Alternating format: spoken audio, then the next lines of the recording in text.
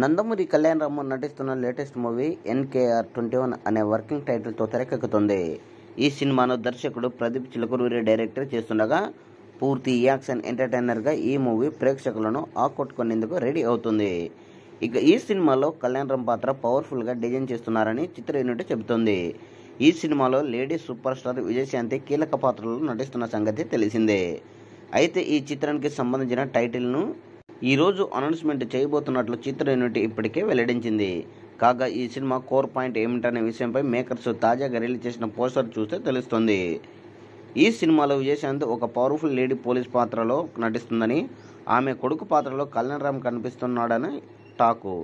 తన తల్లికి ఎదురయ్యే సమస్యలను కొడుకుగా కళ్యాణ్ రామ్ ఎలాంటి పరిష్కారం అందించాడనేదే ఈ సినిమా కథగా ఉంటుంది అని సినీ సర్కిల్లో వార్తలు చక్కర్లు కొడుతుంది.